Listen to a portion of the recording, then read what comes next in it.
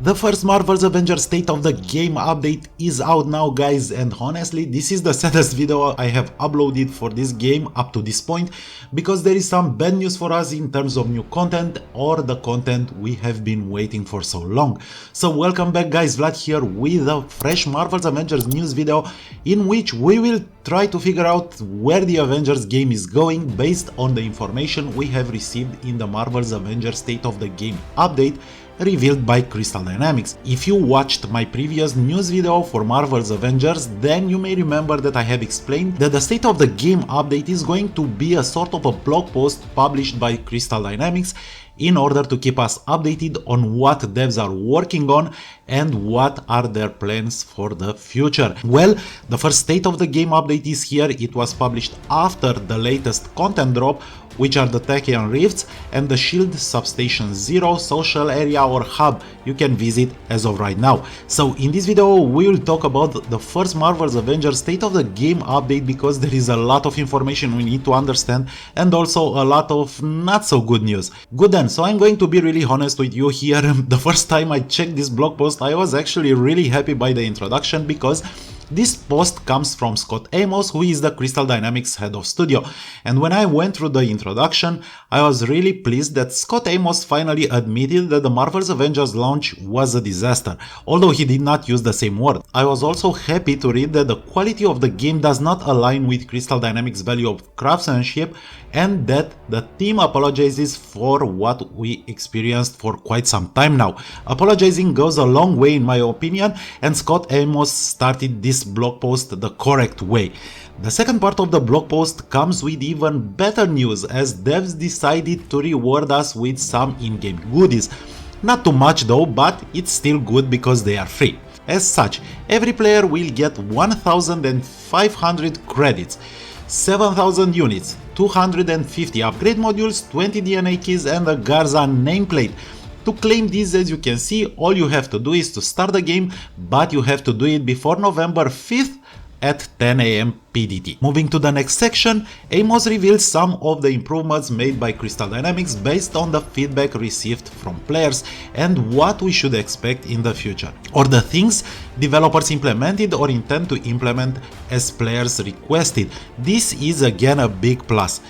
Two of these changes have already been added by patch 133, and these are the increased radius when rewards such as loot and materials are drawn to players. You may remember those legendaries we lost because once completing a mission our characters were not able to move anymore.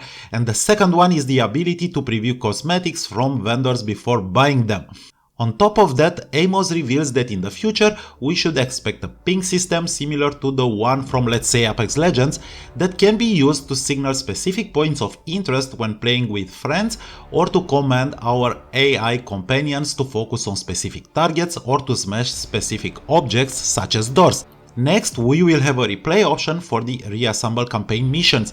We can do that by using the backup saves method I have shown you earlier this week, but an in-game option for this is a must-have in my opinion. Furthermore, we should expect a high contrast mode that will basically add a dark background to the subtitles and an improved hero icon visibility to allow us to better track the companions. Finally, in the future, the Marvel's Avengers War table will be improved as well, and we will be able to see more details on the rewards we will receive for each mission, and better indicators for both off-screen and ranged enemy attacks. You may remember that sometimes enemies strike you down without you being able to react, since you don't have an indicator to warn you. So far so good, right? Yes, I thought that too, even though if you pay close attention to this line you can see that Amos announced these changes will take place in the upcoming months, not weeks.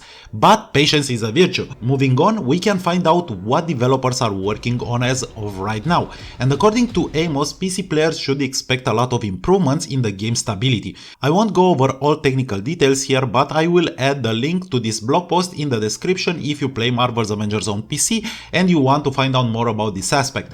Then we find out that the matchmaking is also going to be improved in the future and will allow quicker matchmaking. And this is where I'm going to pause a bit, because although quicker matchmaking can obviously be improved by developers, it is quite hard to make this happen if the player base gets smaller and smaller, simply because you need human players to matchmake, but we will get there in a second. Moving on, we can find out that the rewards or the loot will also suffer some modifications, and this is where my happiness started to fade away, because according to Amos, developers will not give up the stupid idea of better loot for the first weekly completion. This, in my opinion, is the worst thing ever, because even though other games use it, the level design plays a crucial role here. Or simply put, chances are you won't replay the same very repetitive Tachyon Rifts or the upcoming Marvel's Avengers aim cloning lab 2 times in a row, knowing that the second time you do it, your chances to get a new exotic are really low. It just doesn't make sense, but developers will not change that in the near future, so most likely you will log in, play them once a week, then play something else. And now we are moving to the late game content, because let's face it, this is the most important aspect in a guest game. Here, Amos tells us that we should expect new modifications, and let's take them one by one. The Marvel's Avengers Mega Hive that was introduced last month will become a multiplayer weekly event because players complained about it being a single player event. We will still be able to play it only once per week though. The Tachyon Rifts missions, which have been introduced yesterday, will not suffer any modifications though, because well, they are still new, even though new is not a correct term to use for them, because they are basically the same missions we have played for quite some time now, but they have modifiers and a timer. So there is nothing new here. What Amos forgets to tell us while praising these recycled areas is that you can complete only the first one, because for the second one you'll need a PlayStation Plus subscription if you are playing Marvel's Avengers on PlayStation 4, for example.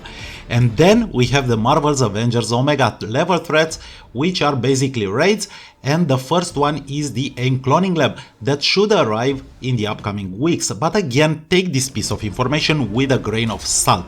You will see in a second why. So the Marvel's Avengers AIM cloning lab is going to be a multiplayer mission for high power level teams, and something that I've been waiting for a long time. Obviously, while going through the blog post, I was really happy to read that is only a few weeks away, even though it should have been released by now, according to Crystal Dynamics obviously, until Amos destroyed my excitement by announcing that it's only an event that we can play during the weekend. The idea behind this is something that I simply can't understand. This means that if you are one of those players who like to spend his weekends with his family, if you have kids to attend to or something like that, you'll need to squeeze several hours in if you wish to play the upcoming Marvel's Avengers raid, because you can play it only during the weekend. Obviously, the raid will follow the same stupid rule of high drop chances for better loot during the first completion. Now, as you can probably guess, my excitement almost reached the lowest level, and the cherry on the cake came at the end of this blog post when Amos was kind enough to let us know that the new Marvel's Avengers character, Kate Bishop, was delayed to November. That's why I told you earlier to take the information about the AIM cloning lab with a grain of salt. So Kate Bishop and the next step in Marvel's Avengers story was pushed to November, and there is no news about Clint Barton. However, judging by the wording in Amos' statement, developers will most likely release him in December. If you pay close attention to this paragraph, Amos announces the delay, then he tells us that we will have more info about Clint in the future, and then he skips to 2021 when the next Avenger will be released. From this paragraph alone, we can understand that there won't be a new region until next year as well, so we will have to deal with the same areas as we did up to this point. On top of that,